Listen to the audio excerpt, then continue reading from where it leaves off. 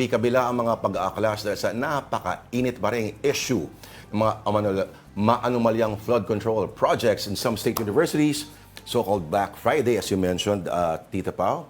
Protests erupted. And for details, let's bring in News 5 correspondent Mon Gualvez. Mon, okay, nasa loob ka ng sasakyan ngayon, mukhang malakas ang ulan dyan. Kamusta ang mga protesta? At napigil ba ng pag-ulan o masamang panahon ang mga protesta sa mga saang universidad nga ba yan? Hi Lord, hi Pauline. Actually ngayon, para kami nag-rally hopping dahil sa kaliwat kanan ng mga kilos protesta na ginagawa dito sa, hindi lang sa Metro Manila, kundi sa buong bansa, no, or iba't ibang panig ng bansa.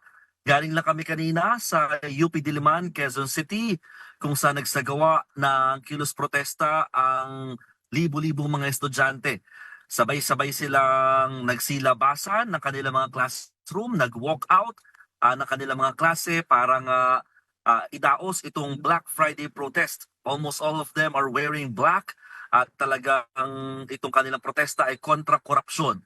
Tutol sila sa pinakamaanomalyang mga lumalabas ngayon sa mga balita ng mga flood control projects na malaking issue, no, na may katiwalian.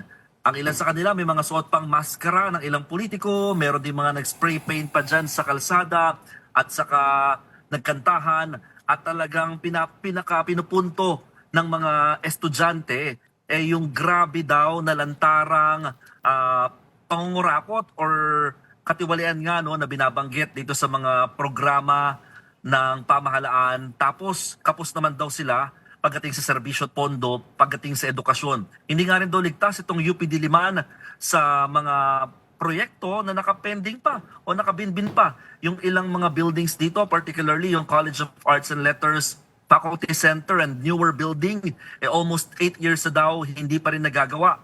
Ang contractor niyan, mga diskaya na pag-usapan din sa ginawang Senate hearing nito mga nakaraang araw. Kaya talagang nananawagan sila na talagang dapat daw mapanagot ang mga nasa likod ng ganitong klaseng uri ng korupsyon. Papunta kami ngayon actually sa Carriedo, sa Maynila, para naman sa isang kilos protesta din. Bahagi pa rin ito ng Black Friday protest. Nagrupo naman ito ng mga kababaihan. Sa may U-Belt ba? Papunta kayo din sa area sa may U-Belt, Mon?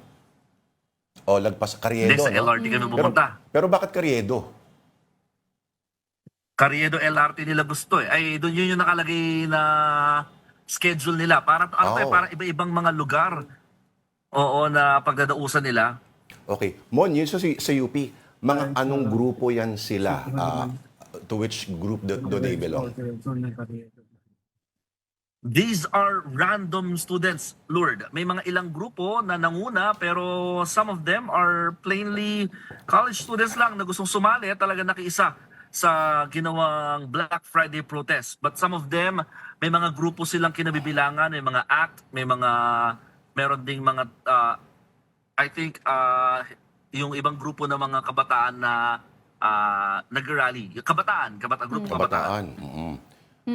Oh, naku mo, nakikita nga natin ng mga images rin, yung mukha ng mga ilang politiko, mga senador, congressman. Ayan, kahit kanina may nakita akong isang estudyante parang nakabihis Nepo baby, tama ba yun? Pati yun ay kanilang kinikriticize. Ayan.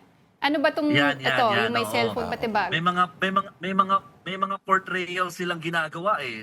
You know, very creative ang mga kabataan, ang mga estudyante, lalo dito sa UP, para nga ipakita yung kanilang protesta, no? Yung nakita niyo ng babae, it seems like Nepo baby, pero ang sinasabi nila, ito raw ay parang mga kontraktor na may hatak-hatak na ilang mga tao, no, na kanyang control. So, Oo. Mon, siguro taga-Mascom yun, ano? Mascom agad.